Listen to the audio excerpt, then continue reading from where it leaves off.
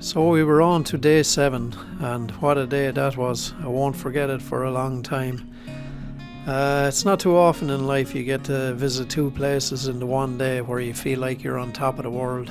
Now, the first place we went to that morning was Hitler's Eagle's Nest, and believe me, when you're up there and looking around, you really do feel like you're on top of the world. It's some view. And then later in the afternoon we drove the Grossglockner Pass in Austria, and it's the same experience there. When you're on the top of that, you feel like you're looking down from the top of the world as well. But anyway, we started day 7 by getting a bit of breakfast in the B&B and heading up the 3-mile journey up the road to where you catch the bus up to the Eagle's Nest. Now, you just pay the €27 fee for the bus. You can't drive up there yourself, you got to get the bus, so it's going to cost you 27 to get up and down, but that's your entrance fee and all. But the only bit of advice I'd give to anyone is get there early. We got there at about 8:10, got our tickets, got on the first bus. It departed at 8:30, and I think it came back down around 10:30 or 11:15. Now, it was reasonably quiet when we were going up there, but when we came back down, the crowds were, you'd be queuing forever. So the only bit of advice is get there early and try and get up and down before the crowds come. Now, just a bit of information on the Eagle's Nest. I'm not going to go into too much detail, you can look it up yourself. But Kelstein House, to give it its proper name, the Americans named it Eagle's Nest after they took it in 1945.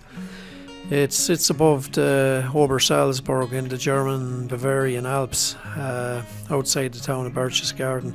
If you're interested in going there, I think you can fly into Salzburg or Munich and to do tours out there. Now, it's well worth doing. If you get a chance, go and do it.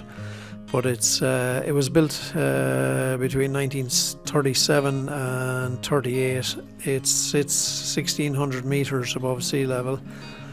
And it was a gift from Martin Bormann to Hitler. Hitler used to entertain heads of states and have meetings and stuff there, so it was one of the places that wasn't bombed in the Second World War and survived more or less in its original condition. Now, everything about this place is impressive. The road from the bottom of the mountain to bring you up to the house itself is some feat of engineering, especially for back in 1937. And when you arrive at the top, then you walk down the tunnel to get the elevator up to the house itself. I think the elevator goes through 200 metres of rock as well to get you to the top. But when you actually get to the top, the views up there, they're beyond belief. You can't even explain how good they are. It's something you really need to see yourself, because talking about them or trying to tell you about them, it just doesn't do justice to it. It's absolutely spectacular up there. Now, we found that 2 hours up there was enough for us, especially because we needed to move on and make time that day. But if you wanted to spend longer there, you don't have to get the 10:30 bus back down. You can wait until 12:30 and get that one, or you can stay there as long as you like, basically. Now, inside in the house or around the house there's restaurants you can get a bit to eat, and you can also see the fireplace that Mussolini gave to Hitler. For us, it brought us to the end of following Easy Company, as well, as this was one of their last stops at the end of the war. So after travelling across Europe and seeing most of the places they had been, it was nice to finish off here in one of the last places they'd been. So that was it for us in the Eagle's Nest. It was back down the hill onto the bikes and heading on for Austria.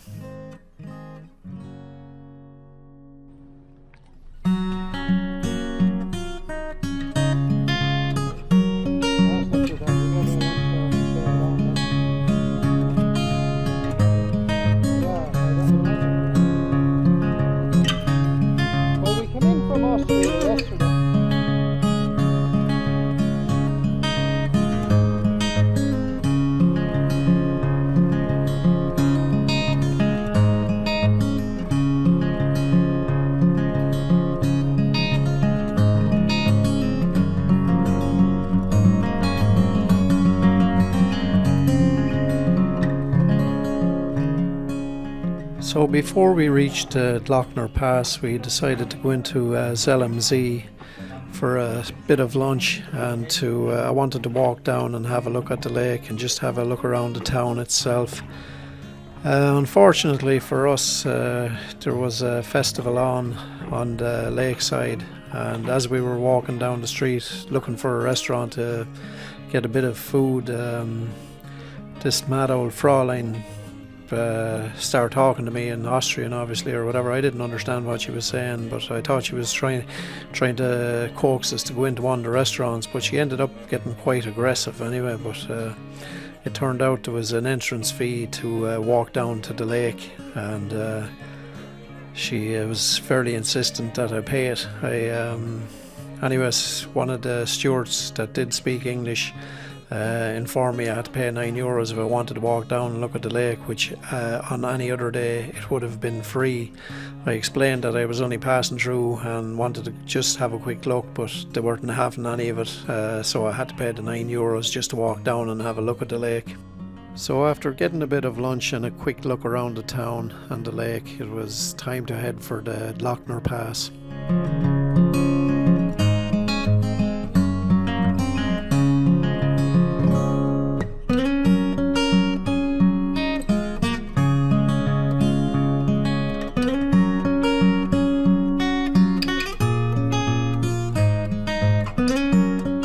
So the Grossglockner Pass, or the Grossglockner High Alpine Road as it's called, it's the highest surface mountain pass road in Austria, and according to Wikipedia it's about 2,500 meters above sea level, with a length of 47.8 kilometers, and it was constructed in 1935. Now it's a toll road, and it's an expensive toll road. It's 28 quid for a motorbike and 38 for a car. It's the most expensive toll road I was ever on, but it's definitely well worth it. Now, like the Eagle's Nest, what can you say about it? It just, you need to drive it and you need to be on the top of it looking around. It just speaks for itself. Look, I'll play a bit of footage of us driving the pass, and you can have a look at it yourself, but it really is spectacular.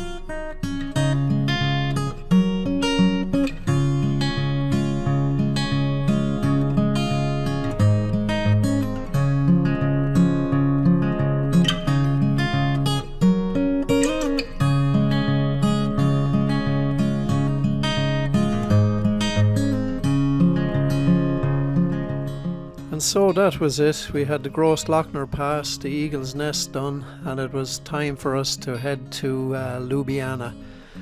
We were now heading into our 5th country. We'd already done France, Belgium, Germany, through Austria, and we were now heading for Slovenia. Now, we didn't get to Ljubljana until about 7 o'clock, and by the time we got a shower and got down to the town, we didn't actually get to do that much exploring or seeing much in Ljubljana. We just passed the Dragon's Bridge, and from there up to the main square, had a look around and found a place to get something to eat. Now, while we were eating, we experienced something we hadn't come across so far on the trip, and that was rain. Thunderstorm came, and it came at the real wrong time because our hotel was about 5 miles outside the main square, and we had come in on the bikes in a pair of shorts and sandals, so we had to make our way back to the hotel that night in the spilling rain and thunder and lightning as well, which wasn't too pleasant. Anyway, that brought day 7 to an end, so thanks for watching and see you in the next one.